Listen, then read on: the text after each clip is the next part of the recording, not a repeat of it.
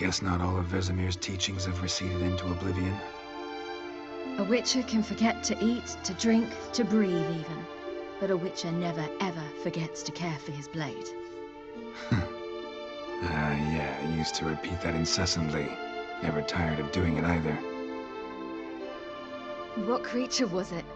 Huh? Creature? One that gave you the scar over your left eye. It's new. I don't remember it. Souvenir from the cockatrice of Spala. Another addition to the collection. Nothing special. Yours is healed beautifully, though. Avallac'h. He prepared some special ointments for me. But that was before the curse gripped him.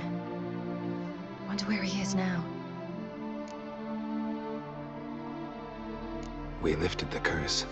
He's at Kaer Morhen, waiting for you. Are you serious? You must be. You'd not jest about something like that. A nice thing to wake up to. You trust him? Avallac'h? He's not let me down to date. Not once. Why exactly is Avallac'h helping you? Sages have never been fond of humans. He doesn't do it for me. It's about my power. As if it could ever be about anything else. Avallac'h tried to teach me how to control my ability. He was also making sure I didn't fall into Eredin's hands.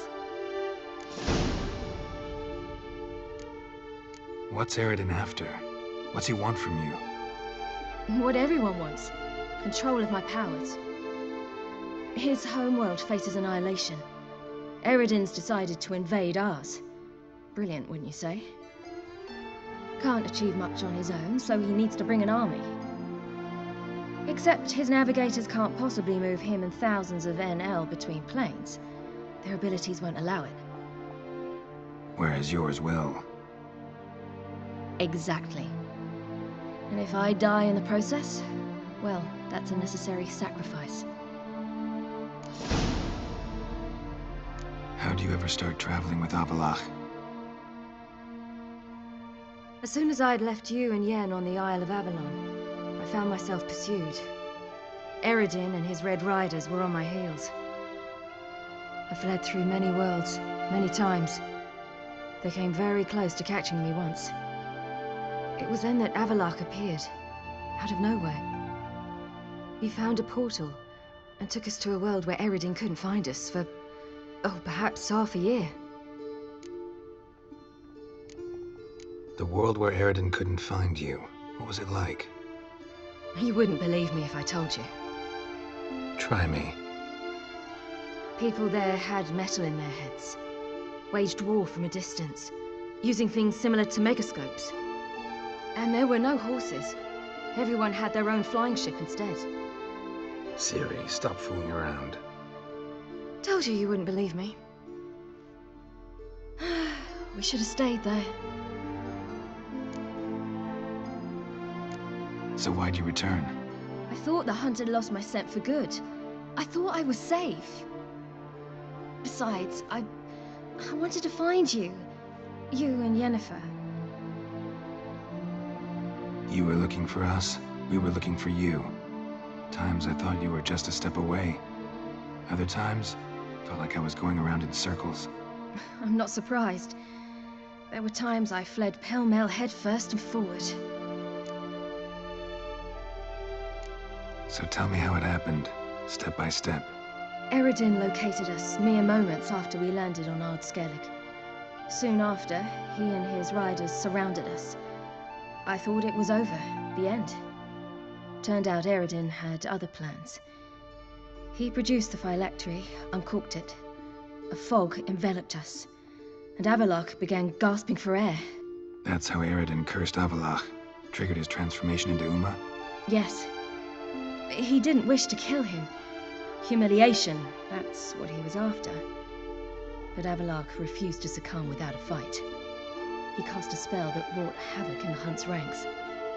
And in a full half of a forest on Ard Skellig. Yet it also gave us time to flee. Avallac'h opened a portal. I leapt in. He was supposed to follow right behind me, but something went awry. Impaired by the curse, he failed to reach the portal in time. We had agreed that if anything went wrong and we were separated, we would meet at his hideout in Velen. But you failed to meet there. Yes, we failed to. Once through the portal, instead of at Avalok's hideout, I landed right in the middle of Crookback Bog. I barely escaped the crones. And then there was the Baron. You know, he took me hunting. I killed a wild boar with my sword. I heard. A coincidence, really. I had no desire to hunt that day, but it felt wrong to refuse. I'd taken nothing remotely resembling a hunting weapon. I simply hadn't intended to hunt. I was wandering through the forest, breathing deep the air.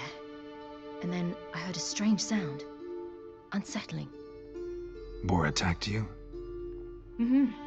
Big as a bison, and lumbering straight at me. And all I had was my sword. I had to manage. Did just fine, judging by how the Baron's men remember it.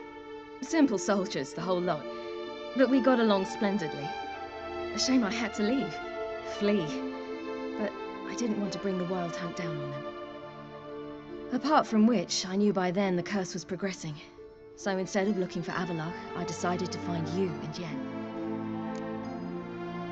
So how'd you even meet a man like Whoreson Jr.? You and Yennefer were nowhere to be found, and I needed someone who could fix the phylactery. No ordinary craftsman would do. I needed a mage, one with extraordinary powers. Dandelion took it upon himself to help me.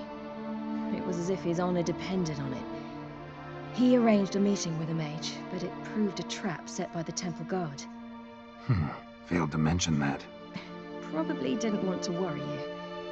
Later, we learned the guard did that sort of thing regularly, in the hope of nabbing anyone who collaborated with mages. We needed to find another way. That was clear. Then Dandelion said he knew a man who owned a piece of Novigrad, as he put it, could do more than others. He was certain to know someone who could fix the phylactery. Whoreson Jr. Mm-hmm. I suspected it might not be the best idea, but I was desperate. I had no choice. You suspected right. Whoreson was not the ideal partner in crime. Damned simpleton got it in his head that we'd cheated him and kidnapped Dudu. Who you promptly freed only to have to flee to Temple Isle. Great idea. We hadn't planned it. Had no time to consider. We just bolted. I didn't even realize the guardsmen were driving me into a trap. Suddenly there I was, and I knew I had to disappear. At once. And that's when you landed back in Skellige. The shore of Hindisfjall. The first pleasant place that came to mind. Hjalmar and I used to swim there. Wait, so you actually wound up there by accident? I thought you and Avalok had arranged something. No, he simply sensed me use my power. Just as Eredin can sense where I am, where I travel. In fact, Eredin arrived soon after I did. His ride is in tow. Once again, things happened quickly. Lofoten, the hunt's attack, my flight. And then, dreams. Just dreams. What did you dream? I've had nothing but nightmares lately. Pretty horrible. Likewise, for the most part. In one, a monster grown from a stillborn child chased you. Ugh, that was horrible. Had a few nice dreams. For example, in one we sat around a fire, drinking good wine, and all around people danced and laughed. I like that one a lot better. Me too. But these dreams, and the others, ended in some tower. No matter what I dream, in the end, I would enter a tower. Recognize it? Know where it might be? Not sure. I don't think so, but there was something familiar about it. And something terrifying. The tower was stark and dead. But at the same time, I felt I had to enter it. Did you? No. Dreams all ended with me searching for the entrance. And the last time, instead of the tower, I saw your grizzled face. If not for the scar over your eye, I'd have thought I was still dreaming. I was afraid you were dead. Found some dwarves here. Said they'd try to wake you, but you were cold as ice and you weren't breathing. And yet you came in. Who listens to dwarves these days? Speaking of which, they're probably getting antsy. We should go. Got a boat on the beach. Once we land, we'll head for Kaer Morhen. On horseback. Right. Conventional means of travel. They're just better. Though a portal would be quicker. And draw Eredin to us immediately. Rather not risk it. Besides, I hate portals.